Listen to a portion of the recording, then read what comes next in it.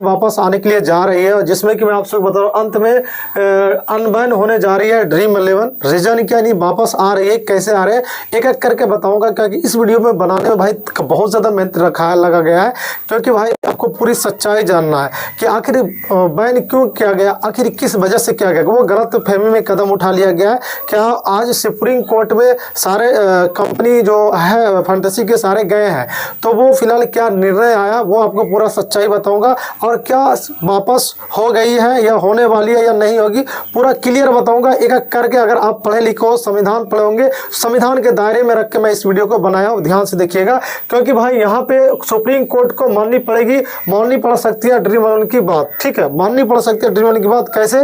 जैसे कि आप 7वीं सूची के बारे में आपको पता होगा, संविधान के 7वीं सूची में इसमें संघ सूची आती है, एक समवर्ती सूची आती है, एक राज्य सूची आती है।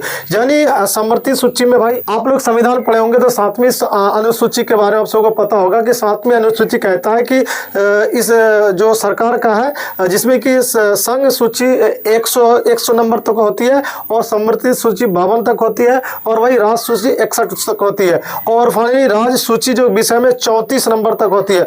और गेमिंग सट्टेबाजी वह संविधान के अनुसूचित आर्टिकल 14 में ही आता है। तो भाई सरकार जो बैन की है, किस आधार पर बैन की? तो संघ सूची का मतलब होता है कि 100 नंबर तक। इसमें किसका कार्य होता है? इसमें भारत सरकार का काम होता है, भारत सरकार फैसला लेती है, जैसे कि रेलवे होंगे, एयर डिफेंस होंगे, यानी मतलब बड़े बड़े उद्योगपति होंगे, यहाँ पे सारे देश का मतलब खजाना यहाँ पे काम किया जाएगा। और समवर्ती का मतलब होता है कि राज्य सरकार और केंद्र सरकार मिलकर किसी चीज का फैसला ले सकता है। और राज्य सूची का मतलब अनुच्छेद मतलब आर्टिकल 61 में जो आता है, यहाँ जो है फिलहाल जो है आपको स्टेट का मतलब सरकार का मान होता है, जिस राज्य में चल रहा है उस राज्य का मान होता है। जैसे कि आपको पता होगा ड्रीम 11 पिछले यानी कई देश में बैन है, जैसे कि कर्नाटका में और तेलंगाना में, ऐसे कई राज्य में ड्रीम 11 बैन किया गया है। रीजन क्या है? क्योंकि वो राज्य सूची का जो आर्टिकल 34 है इसके तहत नहीं आता था, इसलिए उसे बैन कर दिया गया, उस राज्य में नहीं चल रहा था। लेकिन मैं आपको बताता हूँ कि राज्य सूची का संख्या आर्टिकल 61 है, 61 के तहत ही काम कुछ किया जाता है। यानी केंद्र सरकार जो बीजेपी की विपक्ष में, वो यहाँ पे राज्य सरकार से कुछ पूछना चाहिए, उससे कुछ सलाह लेना चाहिए कि आपके स्टेट में ये एप्लीकेशन चल रही है, मैं इसे बैन करने के लिए जा रहा हूँ। तो फिलहाल तब जाके अगर राज्य सरकार मंजूरी देती तब बैन कर सकती थी, लेकिन बिना पूछे बिना कुछ के रात को एक दिन पहले संविधान में भाई चर्चा होता है, राज्यसभा में राज्यसभा से पास होता है, लोकसभा से पास होता है, फिर डायरेक्ट यहाँ पे राष्ट्रपति शासन करते हैं, सिग्नेचर करती है, फिर कोर्ट सुप्रीम कोर्ट चला जाता है ये मामला। तो कहीं ना कहीं राज्य सरकार से ज़्यादा बढ़कर यहाँ पर केंद्र सरकार काम कर दी, यानी अपने तरफ से काम कर दिए, ओवर कॉन्फिडेंस काम कर दिए, यानी राज्य से कुछ भी नहीं पूछी है।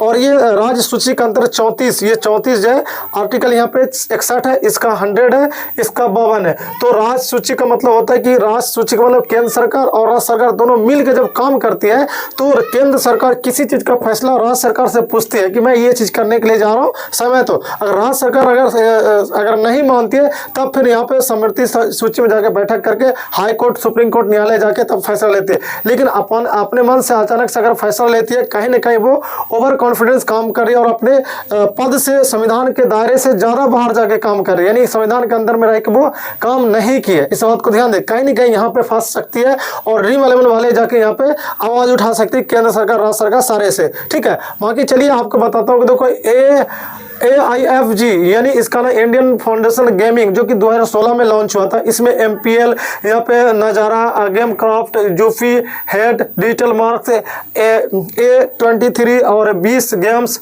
और my team 11, rummy, tiles, smart poker, vision 11 और अड्डा 2 और ड्रीम 11 जैसी 2016 में यहाँ पे लॉन्च हुई थी, जिसमें कि यहाँ पे इसमें मान दिया था। ठीक है, यानी as a skill of game का मान दिया था 2016 में जब यहाँ पे ये हुआ था। लेकिन भाई मैं आपको बताता हूँ कि भाई ड्रीम 11 जो कितना मतलब वो दी है, कब से GST पे करना स्टार्ट किया। देखो, काल्पनिक खेल भारतीय के लिए बड़ा टैक्स पेयर जो किया है, देखो वित्त 2019 में 66 करोड़ का मतलब वो GST प्रदान की थी। 2020 में 445 करोड़ दी थी भारत सरकार को।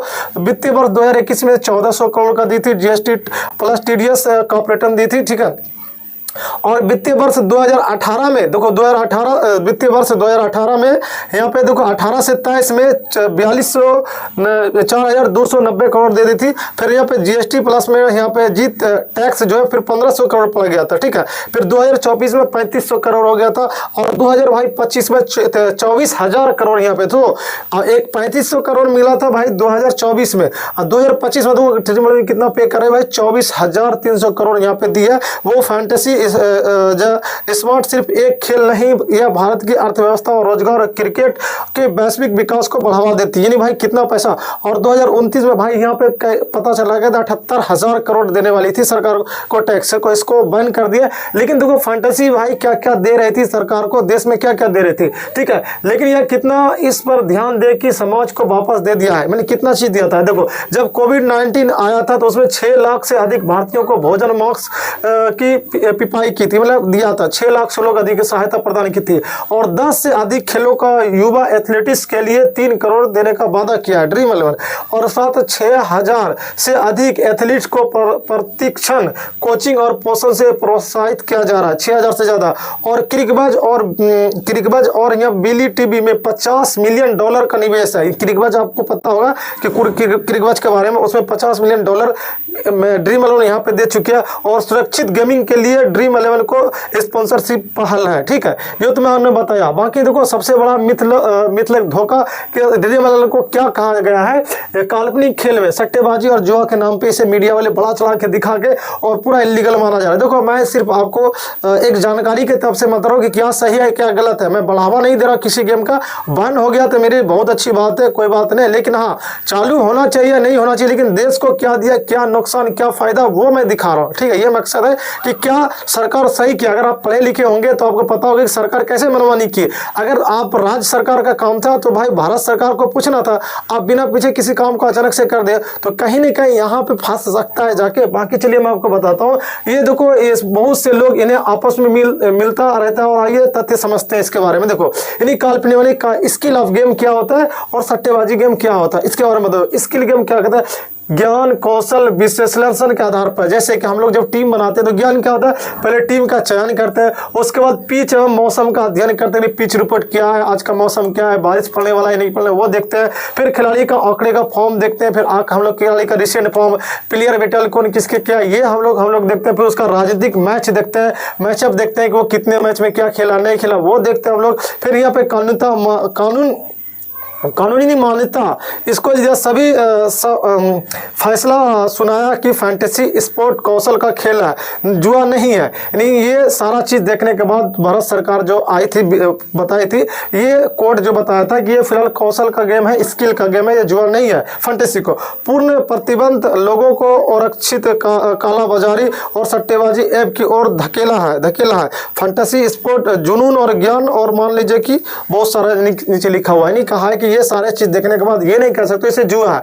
और किसे भाई आप जुआ कह सकते हो, जो सट्टेबाजी बाजार जिसमें कि वास्तविक रूप की जांच, जैसे कि 20 करोड़ भारतीय फैंटेसी स्पोर्ट खेलते हैं, लाखों नौकरियां, ठीक है, लाखों नौकरियां, और साथ साथ जीएसटी कारकों हजारों करोड़ का रुपयों का भुगतान खेल में भागीदारी और दर्शन संख्या बढ़ाता है। यानी ये कहने देखो सट्टेबाजी का है जिसमें अनहोनी पता नहीं चलता। आप लूडो फेंक दिए, पता नहीं चलता क्या आने वाला, उस फेंक दिए अब क्या गिरने वाला, वो सब हो जाता है, वो आ जाता है सट्टेबाजी में, ठीक है।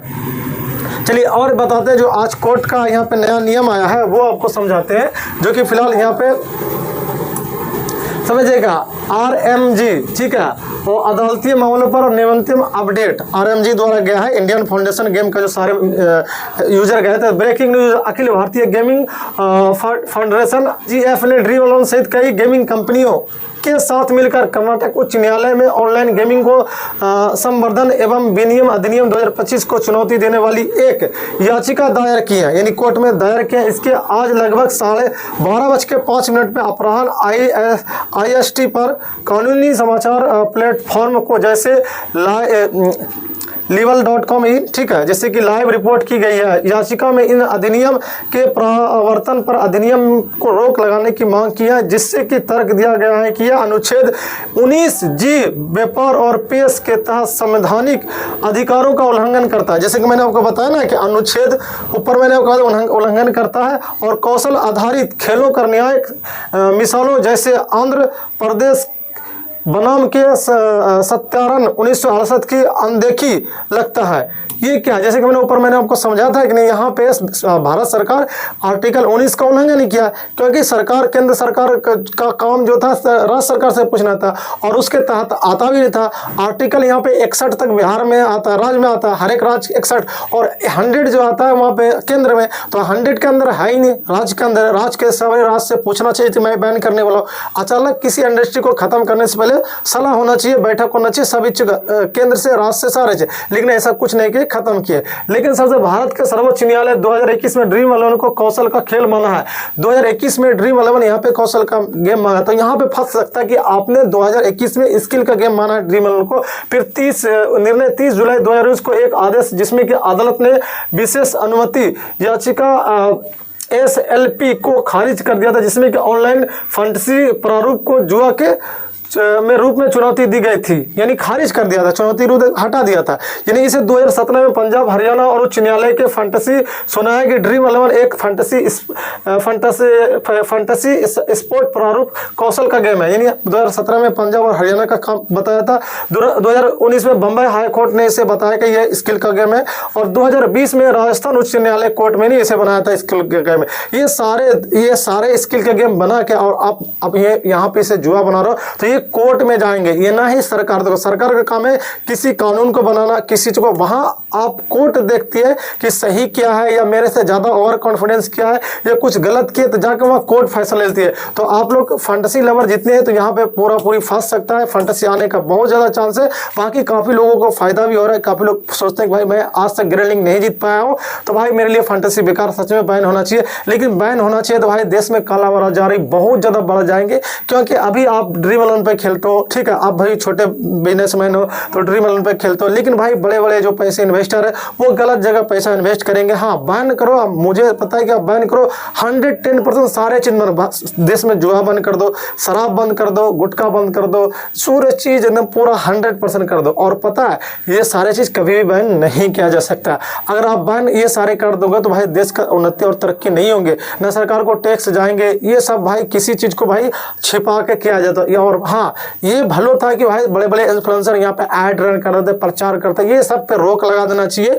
ये सब कोई ब्रांड एम्बेसडर नहीं होना चाहिए, गुप्त रूप में चलते देना चाहिए, ठीक है। यानी कोई खुले आम प्रचार नहीं करना चाहिए, किसी सेलिब्रिटी का प्रचार नहीं आना चाहिए। सच में ये आपने जो नियम लगाया है 3 साल के 10,000 1 करोड़ के जुर्माना उन लोगों को होना चाहिए जो कि स्पॉन्सर करके बड़े बड़े पर्दे पे जाके दिखाते हैं कि ये गेम खेलो, यहाँ खेलो, वैसे खेलो, उन लोगों को सजा करना चाहिए, ठीक है, ना है कि गेम को सडनली बंद करना चाहिए। हाँ गुप्त रूप में चलाना चाहिए। आप जाके अमेरिका में जाके देखो वहाँ भी गेम, फंटसी गेम चलती है, चाइना में देखो वहाँ भी चलती है, दुबई में देखो वहाँ भी जाके चलती है। हर एक देश में फंटसी एप्लीकेशन चलती है, लेकिन सरकार के दायरे में चलती है, क्योंकि गेम से बढ़ाना बात देने से भाई इसको गलत जगह जो पैसा जाता है वो सही जगह पैसा जाता है और सरकार को आती है।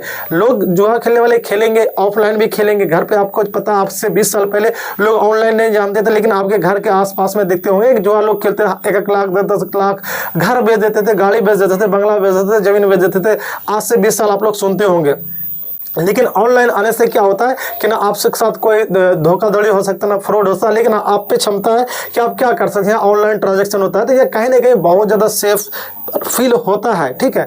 तो ये आप लोग को ये गलत फहमी नहीं लगे कि आप 49 रुपये लगा रहे हो तो भाई मैंने आज तक नहीं जीता तो ड्रीम 11 बैन होना चाहिए। नहीं, देश को क्या फायदा मिल रहा है, देश को क्या नुकसान हो रहा है, ये देखो, देश के हित में देखो। और भाई किसी भी फंटसी एप्लीकेशन में अगर पैसा आपका फंसा है तो निश्चित आपके अकाउंट में पैसा वापस आ जाएगा। और मेरा एक सवाल है आपसे, आप काफ़ी लोग बोलते हैं भाई कि ड्रीम 11 बैन होना चाहिए, सही बात, वापस नहीं आना चाहिए। काफ़ी लोग बोलते हैं आना चाहिए। अगर ठीक है ड्रीम 11 बैन हो जाएगा, ठीक है, आप लोगों ने बैन करवा दिया, बैन, मैं भी सोचता हूँ कि बैन हो जाए, सही बात है। लेकिन अगर अगर बैन करवा देते हो, अगर कोई यूजर किसी गलत एप्लीकेशन में जाकर खेलते हैं, किसी बाहरी देश के एप्लीकेशन पे खेलते हैं, अगर वो फिलहाल बहुत ज़्यादा लॉस कर जाते हैं तो इसका जिम्मेदारी कौन लेंगे? अगर अभी देखो इंडिया में ड्रीम 11 चलते थे, अगर गेम में आपका पैसा फंस जाता है कोई आप ड्रीम 11 में जाके केस कर सकते हो। अगर कोई बाहरी कंपनी, चीन की कंपनी आके खेलेंगे तो कहाँ लेके जाओगे? सरकार देखो आप लोगों को कितना मूर्ख बना रहा है। आज से 5 साल पहले टिकटॉक को बैन किया था, सरकार ने बैन कर दिया था। अब पता सुनने में चल रहा है कि फिर से टिकटॉक वापस आ रही है। क्या उस समय चाइनीज डाटा शेयर कर रहे थे, अब चाइनीज डाटा शेयर नहीं करेगी? तो कहीं ना कहीं सरकार सिर्फ अपने फायदे के लिए सोचती है, जनता का कुछ भी नहीं सोचते। लेकिन जनता को सोचना चाहिए कि हमें क्या मिल रहा है, क्या सही हो रहा है मेरे साथ, क्या गलत हो रहा है। हर एक चीज़ पे बैन लगाना चाहिए, बहुत अच्छी बात है। बाकी हाँ, आप सबसे यही रिक्वेस्ट है, किसी के बहकावे में मत आना, कहीं जाके नहीं खेलना। बस फिलहाल जैसे कोई अपडेट आता है, किसी एप्लीकेशन का लिस्ट आता है, वहाँ जाके खेलना है। बाकी मैंने बताया कि सरकार अपने अंडर से ज़्यादा काम की एक संघ सूची नहीं, भारत सरकार के अंदर में आता है, रेलवे आता है, सेना अध्यक्ष आता है, सारा चीज़ आता है, रेलवे आता है, और यहाँ पे राज्य सरकार में पुलिस आता है, पुलिस का विभाग सारा काम आता है राज्य सरकार में। और भाई संघ सूची मतलब केंद्र सरकार, राज्य सरकार दोनों मिलकर यहाँ पे काम करना चाहिए। अनुच्छेद यहाँ पे 52 के तहत, और अनुच्छेद 61 में यहाँ पे आता है राज्य सरकार का चीज जो है यहाँ पे केंद्र सरकार को बंद करने से पहले वहाँ पे राज्य सरकार को पूछना चाहिए, सलाह लेना चाहिए। तो इससे 61 के तहत यहाँ पे सट्टेबाजी और यहाँ पे जो गेमलिंग है 34 के तहत आता है। तो इसीलिए यहाँ पे राज्य सरकार को पूछना चाहिए, केंद्र सरकार थोड़ा गलत किया तो कहीं ना कहीं कुछ रोक लग सकता है। बाकी कुछ भी अपडेट आता है तो इस चैनल पे दूंगा, चैनल को सब्सक्राइब करके रखना। बाकी इस वीडियो में क्या क्या आपको नॉलेज मिला, क्या सीखने मिला कि राज्य सरकार, केंद्र सरकार क्या होता है, और भाई कैसे करके यहाँ पे कोर्ट जा सकती है, क्या कोर्ट रोक सकती है, मैंने पूरा समझाया। इस तरह का वीडियो नॉलेज वाला कहीं नहीं मिलेगा, मैंने आपको बताया। आई होप आप लोग 2 चैनल देखिएगा, समझ में आ जाएगा। ठीक है भाई, जय हिंद, मिलते हैं नेक्स्ट वीडियो में।